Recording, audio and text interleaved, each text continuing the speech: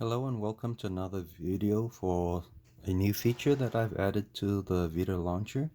So the new features that have been added is the creation of folders uh, under the game categories, and also introduction to multi-selecting items. So let's go over the first new feature is folders. As you can see here, there's a red folder here called action. And there's another category of PSP, and there's another under each category we can have folders created. So let's first go and let's add a new category. So use your triangle, which comes up with the settings and the actions. Under the actions tab, here's this new option here called add new folder. And already if you're already have a folder and you wanted to add it or delete the folder, then there's these new options here too. So let's go and add new folder first. Here you have the name, the icon path, so you can provide a custom icon to be displayed. And when you're creating a folder, you have the option to create a folder on a single category, or if you want that same folder to be created in multiple categories, then you can just check these items here under the category. So in my case, let's name the folder we'll call this let's call it demo, and let's give it a custom icon path.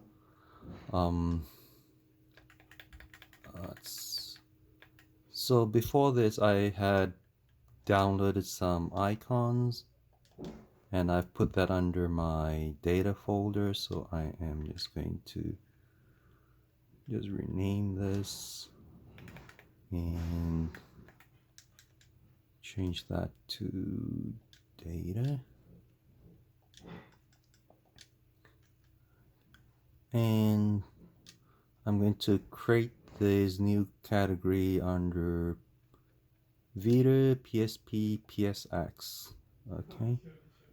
And go OK. Yeah. So once you've yeah, so when the folder is created, sometimes the icon will not show right away, depending on, yeah, and then what you can do is just browse away from that screen and then go back, and then it will refresh the icon here. So like I've pointed, I've created a new folder called demo, and provided my custom icon green. And if you go under the Vita section, we have the same folder created called demo, and also under PSX category, the same folder called demo. Right, and now we have so you can move games by selecting one game and then go to the triangle, bring up the actions and say move the selected game. In here you have the option now, I want to move that to the demo folder. Yep, so that the game's moved, and now if you go under demo folder, this game is moved here. To go back to the previous folder, go to the blue icon at the top just before the demo, the dot dot slash, just hit that. You'll go back to the previous root folder. And if you want to do multiple games, you would press the select button. So once you put the select button, on the bottom right, you'll have the multi-select mode that will indicate that you're in the multi-selection. To select a game, you just press X, and when you do that, it puts a green checkbox next to the name of the game that you want to highlight. or want to move. So I've highlighted like there's 4 or 6, there's 10 games that I've selected to move. Then select move, and I'm going to move that to the actions folder in just a couple of seconds, and that will move all of those games to the action folder.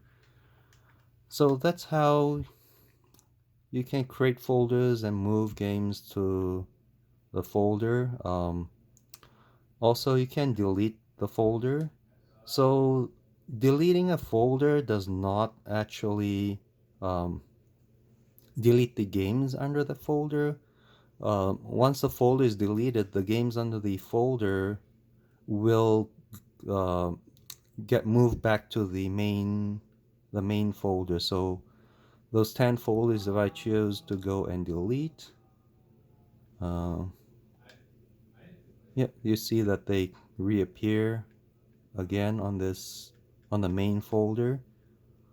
Um, Another thing you can do is um, highlight the folder, and then you can go click get the edit and delete folder.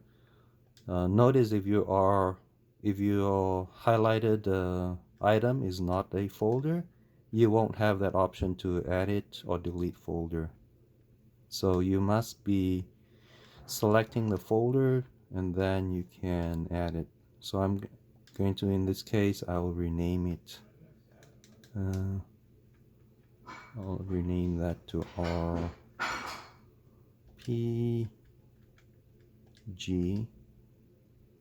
and say I want to change the color to something else. I want a red folder. I'll just go there and save.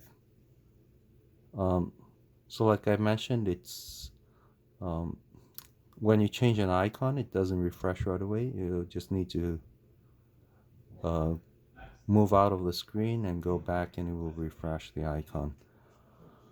Okay, that is to do with moving and multi-selection. Also, multi-selection.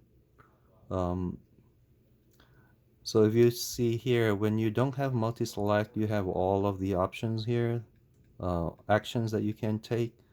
When you turn on multi-select and you highlight some games, the only options when you have multi-select mode is you can either only move games or hide the games.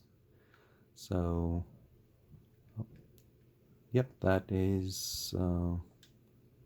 And also, if you're in multi-select mode, if you switch to a different category, the multi-selection will cancel out itself. So any actions that doesn't support multi-selection, when you move out from the screen or do anything else, the multi-select will auto cancel and return you back to the normal mode.